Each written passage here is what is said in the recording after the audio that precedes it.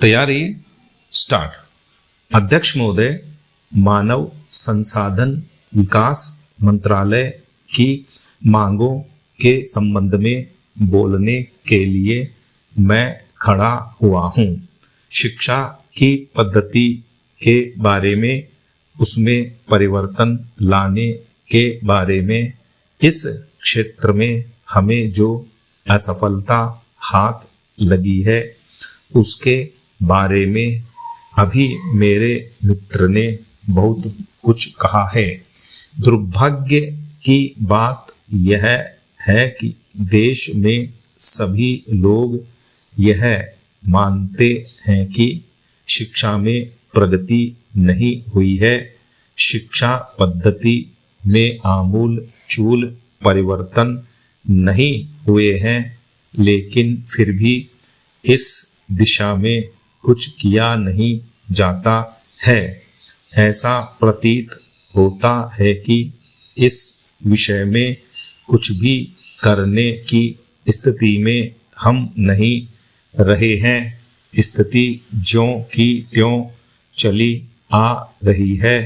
इतना होने पर भी शिक्षा की मद पर होने वाला जो खर्च है और जो उसके लिए धनराशि आवंटित की गई है वह भी बहुत थोड़ी है।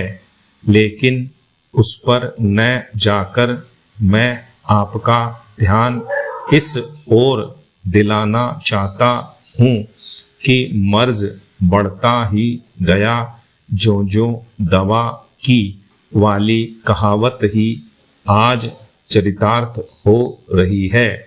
जितने ज्यादा आयोग और समितियां बैठी और जितनी ज्यादा शिक्षा पद्धति के बारे में छानबीन की गई, उतनी ही ज्यादा बीमारी बढ़ती गई।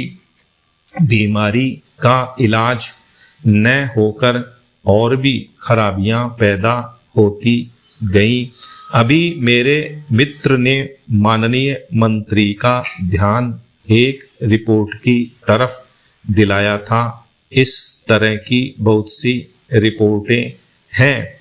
अभी सदस्य महोदय भी एक रिपोर्ट का जिक्र कर रहे थे। रिपोर्ट तो बहुत सी प्रस्तुत हुई हैं, लेकिन मंत्रालय ने उस पर कभी कार्यान्वयन करने की दिशा में कोई कदम नहीं उठाया।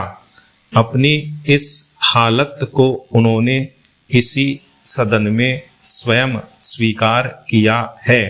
अपनी विवशता को उन्होंने स्वयं यहाँ प्रकट किया है। पैरा। इस विषय पर और अधिक न कहकर मैं आज के दिन मानव संसाधन विकास मंत्रालय का ध्यान दो विशेष विषयों की तरफ दिलाना चाहता हूँ। पहली बात तो मैं दिल्ली के बारे में कहना चाहता हूँ। मंत्रालय का काम हिंदी का प्रसार और प्रचार करना है। हिंदी हमारे देश की राष्ट्रभाषा है। संविधान ने उसको राष्ट्रभाषा का स्थान दिया है, लेकिन हिंदी को वह स्थान अभी तक भी ठीक से प्राप्त नहीं हुआ है। इसके कई कारण हो सकते हैं। एक कारण हिंदी प्रेमियों का अधिक उत्साह हो सकता है। दूसरा, दलगत राजनीति से प्रभावित होकर राजनेताओं का भाषा के बारे में अपनाया गया दृष्टिकोण हो सकता है। स्टॉप।